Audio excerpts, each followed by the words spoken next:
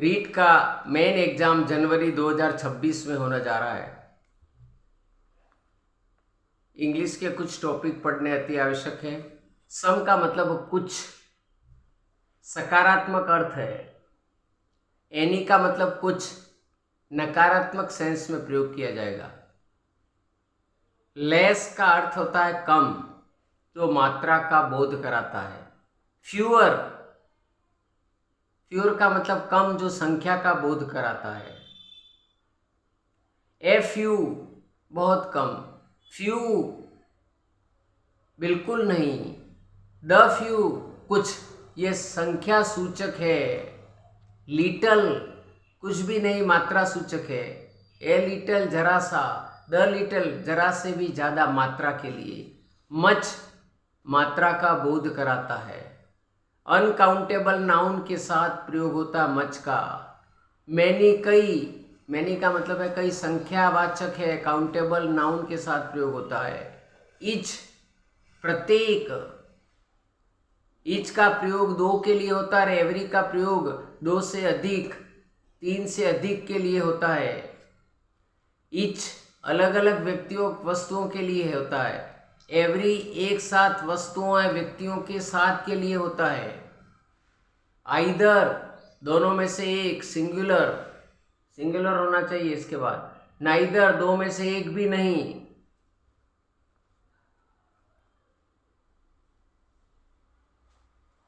Elder बड़ा, परिवार के सदस्यों के लिए एल्डर। ओल्डर देन का प्रयोग अन्य लोगों और वस्तुओं के लिए होता है। परिवार के लिए बड़ा है तो एल्डर, अन्य वस्तुओं के लिए बड़ा या ज़्यादा है तो ओल्डर देन का। इनफ पर्याप्त, काफ़ी, मात्रा व संख्या दोनों के लिए इनफ का प्रयोग होता है। इनफ के बाद अनकाउंटेबल या प्लूरल आता है। सेवरल कई, संख्यावाचक बहुवचन है, प्लूरल के लिए आता है। लास्ट अंतिम क्रम में, और लेटेस्ट नवीनतम। हार्डली के साथ हेड का प्रयोग होगा।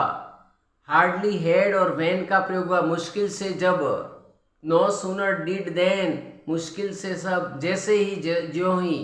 स्केयर्सली बेयरली वैन, मुश्किल से जब, दोनों के साथ देन आएगा। एगो भूतकाल, पहले की बात जो वर्तमान में कर रहे हो। बिफोर पहले, भूतकाल में घटनाओं के बीच अंतर। स्टिल अभी भी, पॉजिटिव सेंस में आता है ये स्टिल। यट नेगेटिव सेंस में। नो नट, नो नॉट नहीं के अर्थ में। सो एडजेक्टिव के पहले आता है। सच के दैट का प्रयोग होगा। रादर का मतलब है बनिस्पत। फेयरली सुंदर, पॉजिटिव सेंस में। इनफ एडजेक्टिव के बाद आता है। वुड किया करता थे, किया करते थे, यूज टू के स्थान पर पास्ट हैबिट बताने के लिए यूज टू या वुड का प्रयोग होता है। Thank you.